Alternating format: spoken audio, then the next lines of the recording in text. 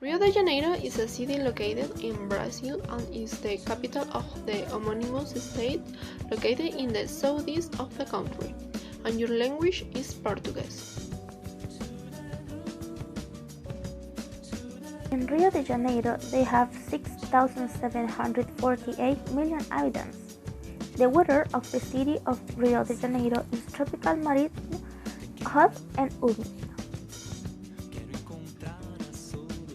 The Brazilian culture stands out for having celebration of full dance and many colors. Festivals of this type are Rio de Janeiro Carnival, the Bahia Carnival, and the June parties. They also have more cultural festivities like the Grand Festival and the Mixes Race Day. Corcovado is located west of the city center and towering imposingly 710 meters above Rio de Janeiro. The name is the translation of hunchback in Portuguese and is one of the most famous icons of Rio. Copacabana is located next to the neighborhood that bears the same name and is an extraordinary long and wide stretch of beach in the shape of a crescent. The holidays that I chose are from March 1 to 9, Rio Carnival.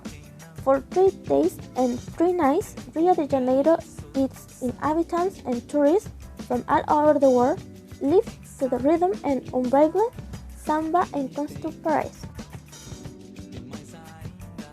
Sugarloaf is a hill located at the mouth of Guanabara Bay and Rio de Janeiro. The Sugarloaf Mountain, an icon of Rio de Janeiro landscape, tower imposingly 396 meters above sea level and sits between two other smaller hills, Morro da Babilonia and Morro da Orca. In the historic center of Rio de Janeiro, you can find many of the most important historical treasures of the city hidden within the financial zone, as it happens in most large cities. Some of the largest companies in Brazil are based there, such as Petrobras and Vale. Ipanema Beach is bordered by Arpoador Beach on the end and El Plum Beach on the other end. This beach is considered one of the main centers of activity from the city of Rio de Janeiro. And this one is one of the most expensive places to live, and the neighborhood is full of wealthy residents. The Rio de Janeiro Botanical Garden is one of the greatest tropical botanical gardens and arboretum of the world. It was founded in 1808 by John, Prince Regent of the United Kingdom of Brazil and Portugal. Has a collection of more than 7,000 species of tropical plants. Native Brazilian plants such as aroids, palms, and woody members of the legume family predominates. The garden maintains a herbarium that is approximately 330,000 of reference specimens.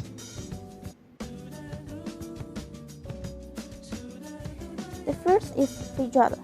The dish consists of a black bean stew with pork, such as ribs, bacon, and smoked chorizo, served with rice, cassava flour, and orange. The second is sarapatel.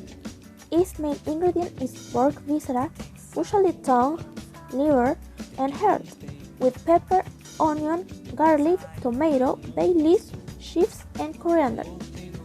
The cheese spread is made with flour, milk, oil, water, sweet cassava starch, eggs, and local cheese. The Vatapá recipe consists of making a kind of puree by putting cooked prawns, previously soaked in coconut milk, peanuts, onion, ginger, salt, pepper, and coriander in the blender, and heating it in saucepan over very low heat, adding more coconut milk. The result is served with rice, cassava flour, and chicken, although there are other varieties. To make moqueca de peas, some loins of grouper, sea bass, snapper, or anyway fish are seasoned and marinated with lemon. A sauce is made with onion, garlic, red and green pepper, to which fish is given prawns, palm oil, coconut milk, chili pepper, and coriander, and simmer for no more than 10 minutes. A caraje is basically a muffin made with paste of plated beans, prawns, onion, salt, and pepper to taste, which after passing it through the blender is fried in vegetable oil and filled with cooked prawns, batapa, onion, and okra.